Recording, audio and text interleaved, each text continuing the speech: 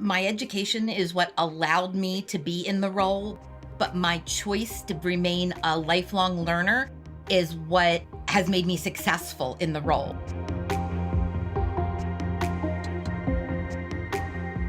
Hi, and welcome to a Life of Climb podcast. I'm Sam Reese, your host and CEO of Vistage, the world's largest CEO coaching and peer advisory organization for small and mid-sized businesses. Coming up, you'll be hearing from Heather Chandler, who runs a major packaging company whose products you've almost certainly used, although you probably didn't even know it. We'll be talking with Heather about her journey, which includes taking over the company from her mother. Plus, she has some great tips on maintaining company culture that every CEO should hear. Leading the conversation with Heather is veteran Vistage Chair Joni Naugle. Later in the episode, I'll talk with Joni about how she advises leaders who are running family businesses and the art of balancing theoretical leadership learnings with actually getting things done. Thanks for joining us for this edition of A Life of Climb podcast. Here's Heather and Joni.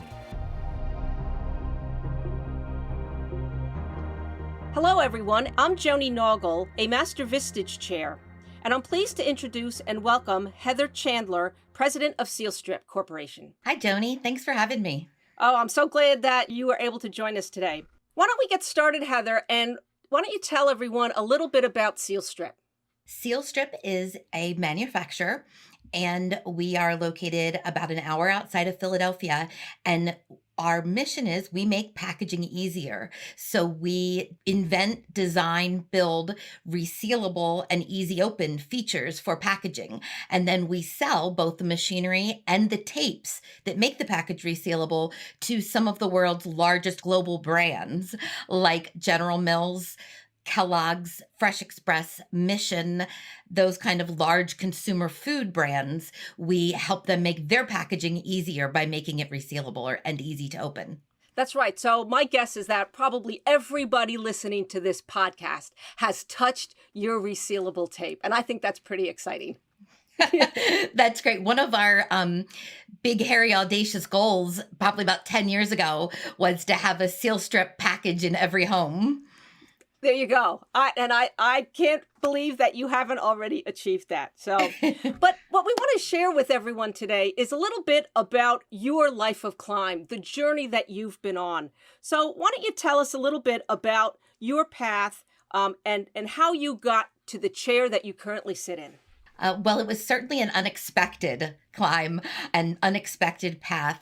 I graduated from undergraduate from Penn State, and I decided my undergraduate degree was in elementary education, which I've ended up using quite a bit, but although you wouldn't expect it. But I decided that I didn't want to be a teacher. While I was student teaching, I found out that really was not at all for me.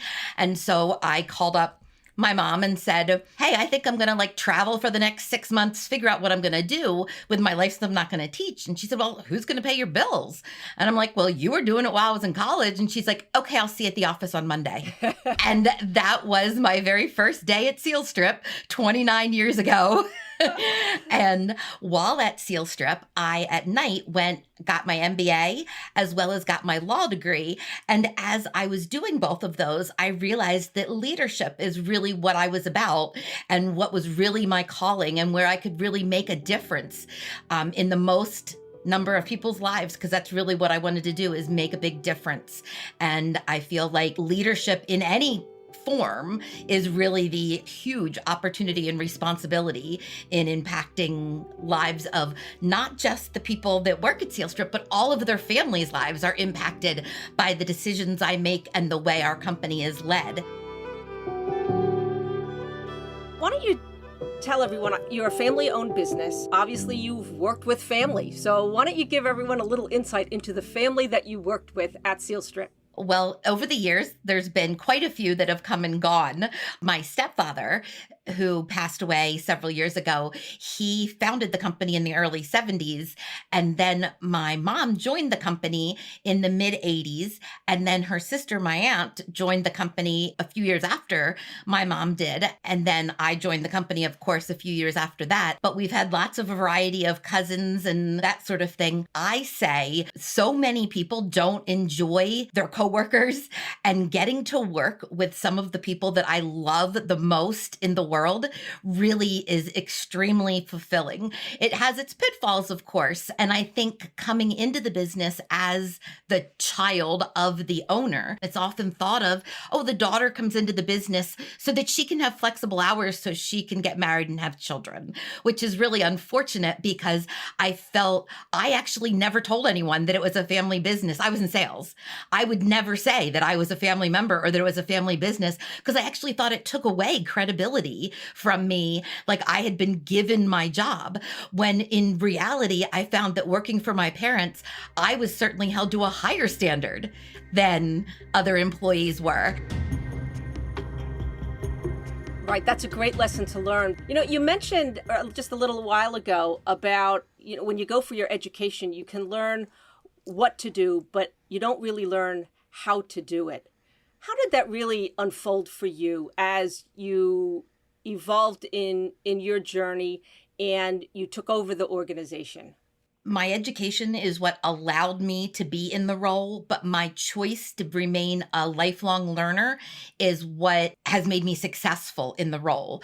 Learning in school how to do a SWOT analysis, how to do strategic planning, learning that you need to have a leadership team, learning that you need mentors and you need proteges. You learn all of those things in school, but the real meat and potatoes of doing those things are more about relationships and about your EQ and understanding your interactions with other people, understanding things like the 4 agreements, where understanding most of what people say and do is about them, really understanding human nature and building relationships, I think is, not something that can be taught. And all of that needs to be actually the foundation upon which you then build stuff like your SWOT analysis and your strategic plan, and all of those things come out of and grow and flourish when you've got that self-awareness and that EQ and the ability to make and maintain relationships.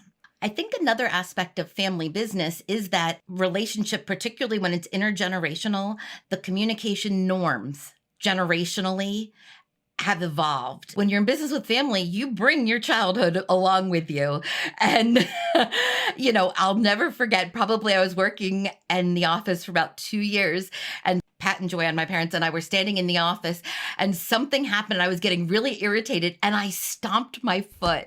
And as soon as I did it, everybody bust out laughing. But, sometimes you just slip back into that. And I think having grace with each other to realize, we all, and to me, that's part of where the love comes in that it's much easier to have grace for other people and for yourself when you know where things are coming from, and they're coming from good intentions. I never have a doubt that my business partners want the absolute best for me. Personally, they know that about me as well. And knowing that intent makes the communication, even when it's hard, so much better and richer and more open, because we all know we come to it with no ulterior motives other than our collective success.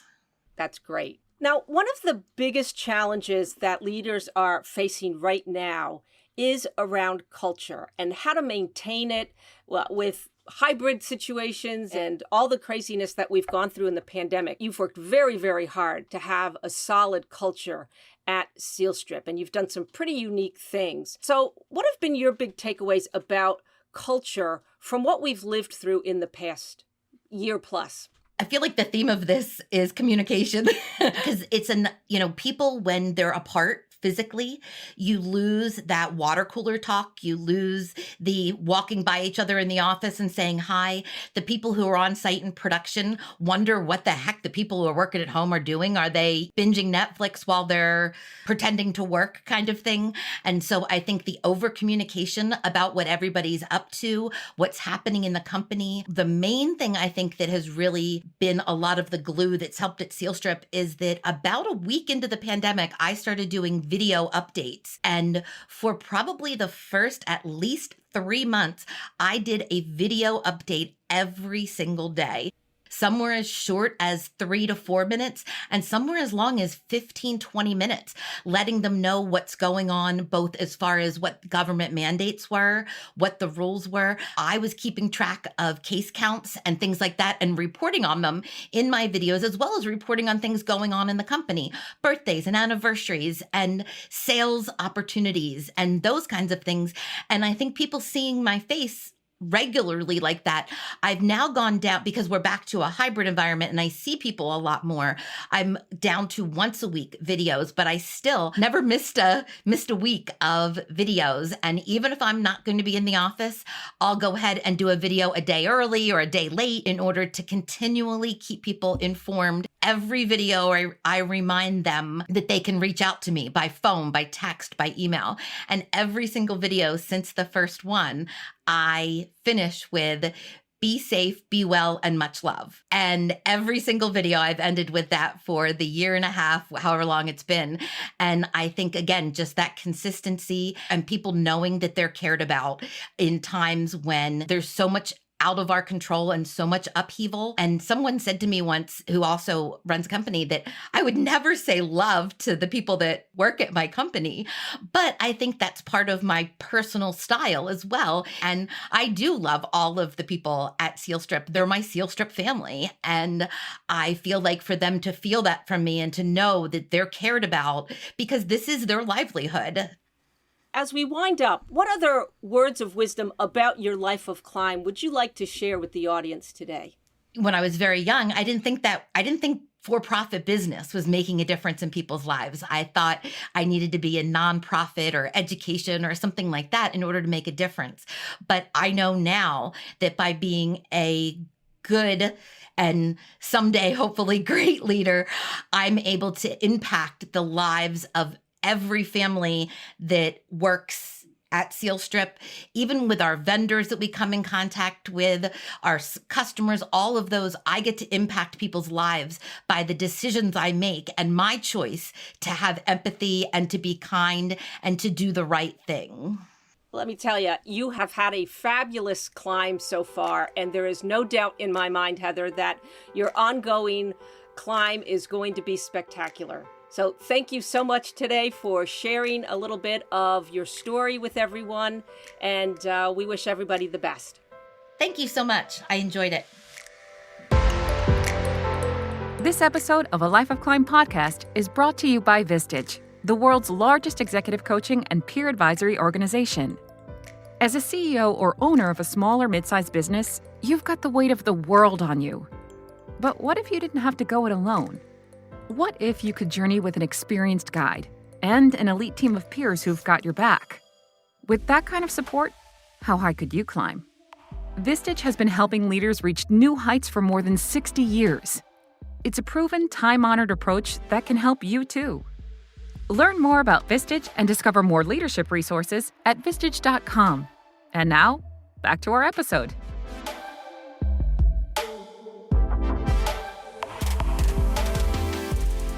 Hey, Joni, looking forward to spending time with you. It's great to see you. Let me just ask a little bit about you. So how long have you been a mentor and a coach, and what drove you to this type of work? Well, I've been doing this type of work for over 10 years now. It's funny because I was a banker for 25 years. I always wanted to do banking type development. But I worked for a CEO and he would never let me do that. He always said, no, you have to go to these leadership classes. You have to go to this leadership. And he was the whole executive team. All we did was leadership. And at the time, it frustrated me. But what's really funny is that I used so much of what I learned during that process, obviously. It was a natural evolution, and I'm very grateful, but it's the situation where sometimes you can't see what will, in the long run, be best for you. I saw that in Heather's journey. It was all about being a lifelong learner. You know, she was going to be a school teacher, and she finally figured out that she wanted to be a leader. What do you see with the executives that you work with? Is that what takes them to this line of work where they want to lead organizations, or are they more of a great worker that then sort of just it naturally happens, and then one day they're sitting in the CEO spot? What happens on the journey? What do you think? Sam, I actually see both. There are certainly lots of people like Heather who have that early calling and they actively pursue that, some at a very young age, whether that's just a desire or sometimes out of necessity if they're in a family-run business, that there is a void that's presented and they need to step into it maybe a little earlier than they had planned on. But then I think there are also the executives who excel at their day-to-day jobs and the leadership role comes as a result. You know, I've often said that life is what happens when you're making other plans.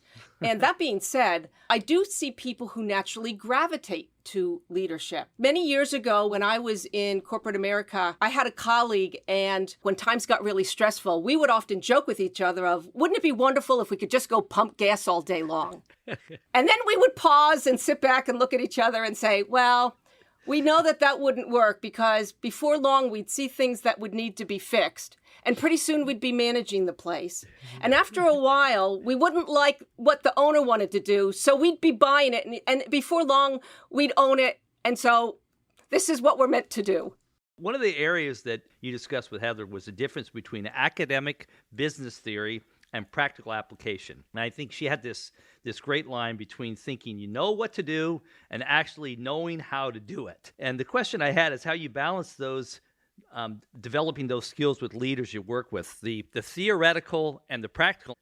Well, I think it comes down to when you're learning something, whatever the academic is, the learning, the knowledge, it's really then what is your commitment to it, the one or two specific actions you're willing to do? Because that's the inertia. You need to get people to move through the inertia. And depending on what the learning or the action is, sometimes it takes them out of their comfort zone. I find that if you can get people to commit to follow through on at least what's the first thing you're going to do? Because once you do the first thing, even if you're not sure what the second thing is, once you do the first thing, the second thing presents itself. And it becomes obvious. And then the third, and then the fourth. Being intentional of constantly moving forward one step at a time.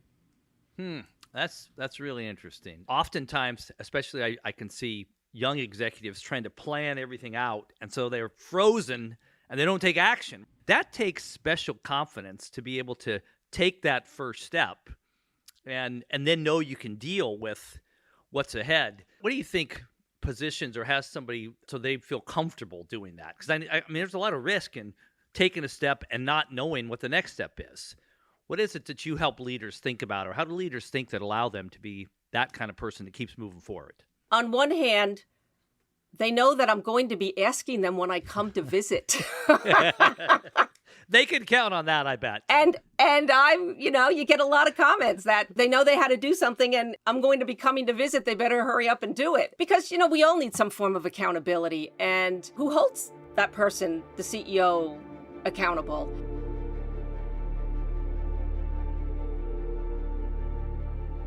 I know that you spend time not only with Heather's business, but other family businesses. What do you see when you think about some of the early counsel or insights you might give a leader taking over a legacy business? What do you see are some of the unique challenges that they have to deal with that constantly are at play here? I really see the biggest turning point for a new generation leader, for them to feel that the leadership team is their team. That is a real turning point. Now, that doesn't mean that the existing people who may have been there before need to be replaced. But what it does mean is that the leader really feels that every member of the leadership team shares their vision, they've established a high level of trust, and they have really strong communication. I know there's a lot of your members are facing the challenges of just keeping their cultures intact during what's been just a crazy year and a half with the pandemic. How has Heather done that with her team? And especially, I think what's so unique about the dynamic of her team is she's got production people on site that are there every day, and then she's got white-collar workers working from home. How has she managed to keep the culture strong? One of the things Heather was really, really strong at through this entire time has been her video messaging that she's done. Early on, like many organizations, it was almost daily updates about what was going on. And I think the consistency of it's the communication and connection is really important to keep everybody informed. I mean, let's face it, these were times that nobody has gone through before. People didn't know what to expect or what was acceptable or what wasn't. And having that constant reassurance and messaging I think is really, really important. And Heather really excelled at that. Heather mentioned her core values around building relationships, kindness, and communication. And I just noticed, I know this has been a big topic for me as well, that leaders that stand by their core values and operating principles don't ditch them even in difficult times. What do you think provides the confidence for leaders to stay the course and really rely on those core values and operating principles even in difficult times? Well, it's really their internal conviction, really committed to the core values, that they're not just words and ideas put on a poster in the hallway. It's really what they live and breathe. And if it's that much of the fabric of who you are, it's easy to stay the course. If it is an exercise that we did because it's on the list of what all companies should do, that's when it just doesn't stick because it's not real. It's a great insight. It's almost too late then, right? When you're in a difficult time, you need to rely on your core values. If your core values are things that you believe are not that important, I mean, it's too late. It's really too late. And you really need those core values to keep the team together to help get through the tough situations. Joni, thanks so much for your time today. Incredible insights. It's just a pleasure to speak with someone with so much experience. Thank you so much for spending time with us. Oh, thank you, Sam. It was my pleasure to join you today. Thank you for joining us on this episode of A Life of Climb podcast. And thanks again to Heather and Joni.